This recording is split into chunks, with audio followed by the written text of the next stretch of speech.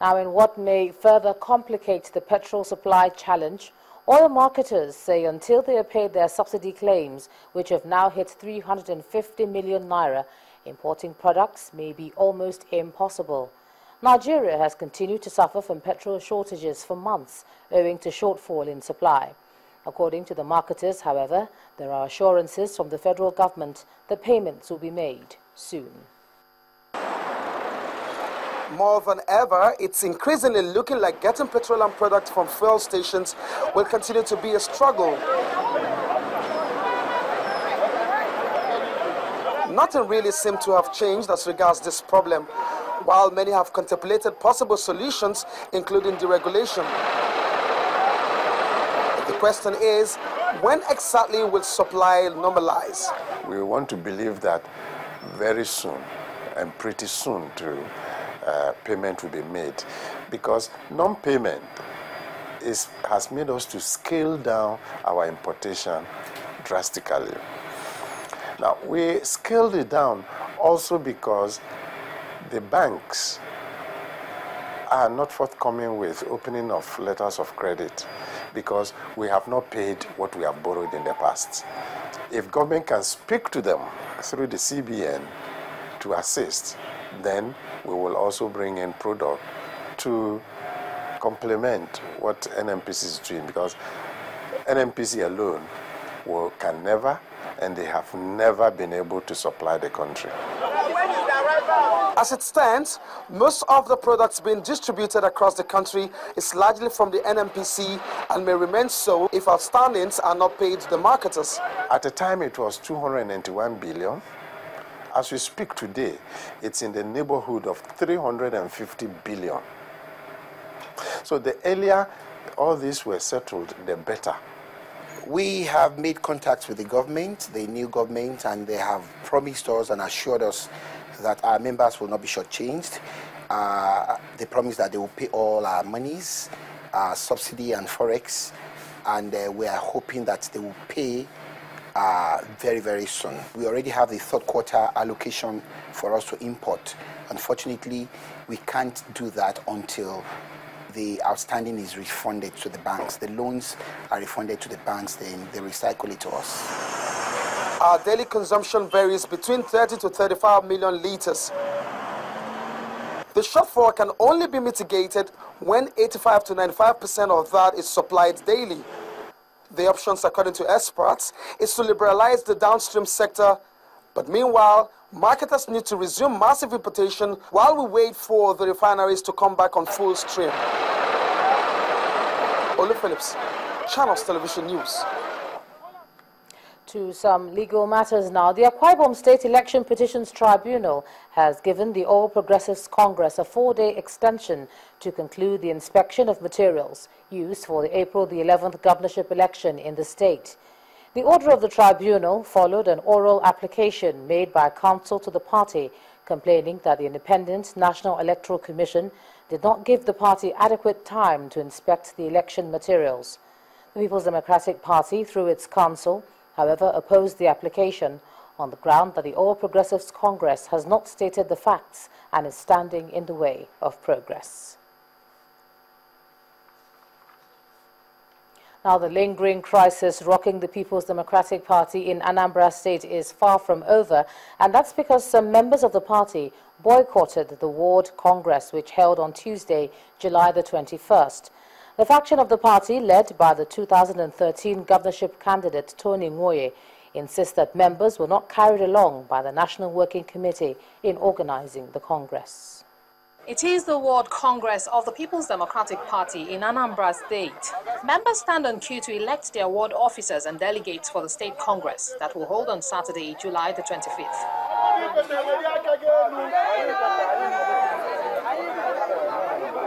It is also the same scenario in the South Senatorial Zone, Nnewi North. Party members gather in large numbers to perform their party obligations. One after the other, they are counted to know the number of people supporting each contestant. 105, 106, 107, 108, 109, It's been a huge success because we have a marvelous turnout of people here, and everything is has gone on peacefully. So with that, at least if you look at the faces of the members, you find out also that everyone is satisfied with the outcome. While the Congress is on at the different wards, there are those who think the exercise does not conform to the tenets of the party. This faction of the party gathered here and insist the timing of the Congress is wrong and not well publicized. So far we're concerned, no Congress. Which Congress? Where 98% members have not gotten forms. These forms will entitle them to participate. And for you to participate, you must fill this form. No mention was made where they're going to submit the forms. No mention was made where they will go to queue, where they will pick the forms, the venue, or how this Congress will be. So there is no Congress going on. But for some of the party members, this is not the time to create confusion, but the time to mend fences. For the past 12 years, PDP lost power here.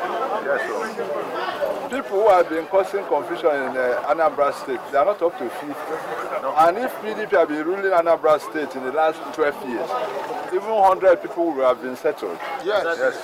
So the point is that this unity is not helping any of us. There's no dispute. Even when INEC has instructed that where even there is consensus, that we must make sure that everybody affirms to that, which we had done now. If you watch what has happened, you will understand that clearly there is no division among the people from this Ugbo ward. From the look of things, until this crisis is resolved, the party may not move forward, especially given its plan to take over power in the state.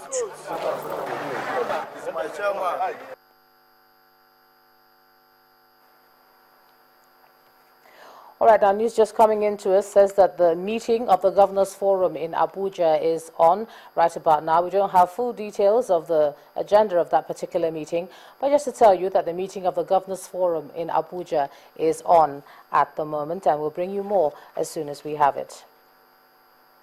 Now, over 8,000 members of the People's Democratic Party in Kogi State have defected to the All Progressives Congress, receiving the decampees at a rally held in the Eastern Senatorial District of the state. The leader of the All Progressives Congress in Kogi State, Abubakar Audu, said the coming on board of the former Minister of Police Affairs, Humphrey Abba, former member of the PDP Board of Trustees, Hajja Halima Alpha, and others will boost the popularity and chances of the party in the coming governorship election in the state. In their thousands, they moved to witness the APC in Kogi State grow in its numbers. We want to inform you of the arrival of His Excellency. As they hailed the arrival of some leaders of the All Progressives Congress APC to the CMML Primary School Ayimba venue, where over 8,000 PDP decampees were received. Prominent of those who arrived is the former Minister of Police Affairs, Humphrey Abba, and also a former governor of Kogi State, Prince Abubakar Audu.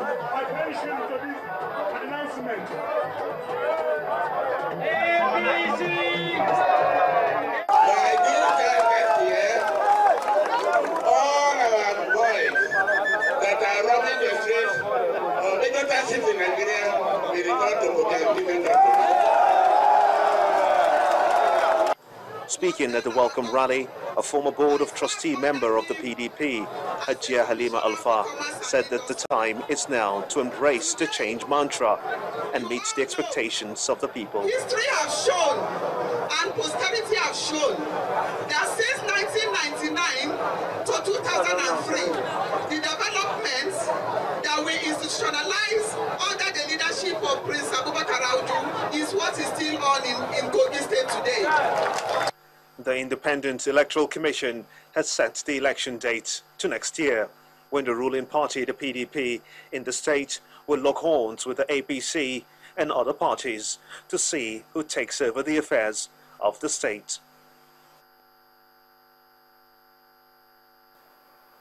Education in Nigeria is said to be getting the highest share of the nation's budget, but that seems to have changed according to some experts.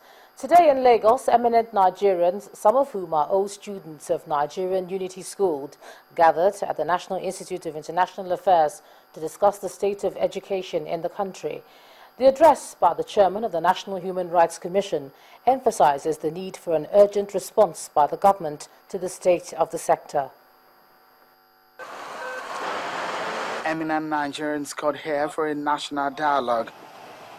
Most of them seated in this room have one thing in common. They graduated from some of the unity schools in Nigeria. Well-wishers who have joined us. Building the nation through unity in the schools is the focus of the conversation, and the old students of the Federal Government College, Kano, put this together. The conversation starts with a keynote address by the chairman of the Nigerian Human Rights Commission, Professor Chidi Odinkalu, himself an alumnus of a unity school. Where are those Nigerian kids who can trade confidence with the rest of the world these days? We're not going to produce them in private schools. And the idea that somehow you can outsource the responsibility of forging a country to private providers, to private education, and trust them to give you a country is nonsense. The keynote speech done, the panel gives a further treatment to the matter. But the greatest problem we have is that challenge of leadership. Challenge of leadership not just at the national level, but more importantly at the state and the local government levels. In fact, the smarter you are, the more educated you are, the more exposed you are, the less likely you are to actually have opportunity to be elected or to be allowed to preside over the affairs of the citizens of this country. And you cannot develop an educational system if people don't go to school here. You don't build on it. That's why we can have situations where subjects like history are scrapped. Why would you scrap history? I mean, on what basis? Education has a cost that someone must bear. It's not a fanciful statement, but it's the truth. But we can't sustain a system where everybody is giving that subsidy, and that is what has practically killed the system. The audience too joined in the conversation, questions and some expression of agitation, perhaps desperation, of the need to urgently restore education sector's lost glory. Nigeria is the most populous black nation and boasts of the biggest economy on the continent, but sadly, it is said that about 10 million of the 30 million student population of school age are not enrolled in any school at all. This evidently shows the sad state of the Nigerian education sector. But those thoughts, such as the ones shared in this room today, might be some useful tools and tips for the current government to use in taking the Nigerian education sector out of the rubbles. From Lagos, Sheon Kimbaloye reporting for Channels Television News. And now to our community report. Traders occupying what the Anambra state government describes as illegal trade zones in the state have been evicted. The ejection comes after the first relocation order to a standard market site was issued in 2009. The traders are kicking against the move, insisting the matter is still in court and the state government should wait for the verdict. Now you're talking.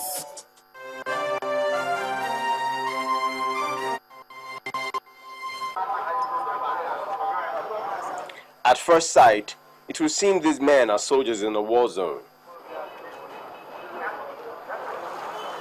Indeed, they are on a mission,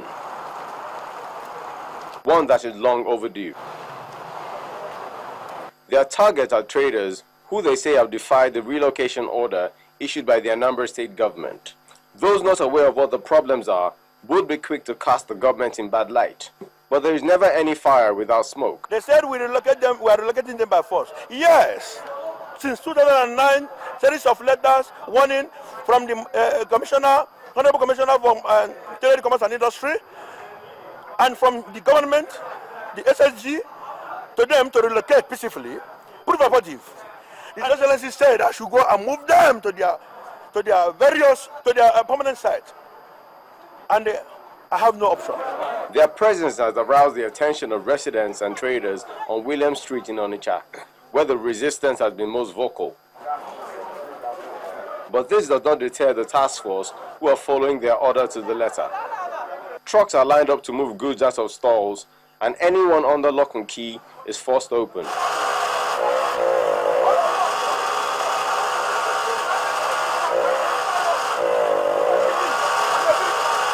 For the traders, this act by the government is distasteful, as the matter is still in the courts. We try reaching even area command and even CPS. It seems that all our efforts were to no avail. In fact, I was wondering if there is no longer justice in Anambra State. Let the court decide. If the court said that we should pack up from here, it's fine and good. We are not ready to take law into our hands. But what we are seeing today means that justice is not even for the poor again. The government, through its task force, insists there is a permanent site where the traders have been asked to relocate to, and this exercise is of benefit to the residents here. Look at everywhere, how dirty and how unkept they are. It is unfair. It is unfair. They do not love His Excellency. They don't love the state. They don't want the progress of this state. So we will not tolerate that anymore.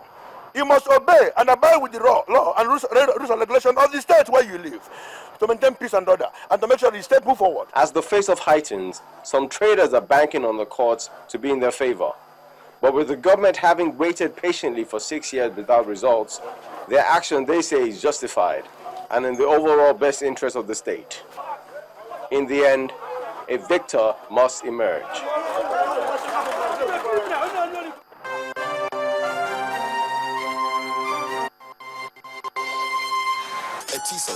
Now you're talking. When the news at 10 returns, we'll be joining Adeshawa Josh for the latest developments in the business world. Join us again.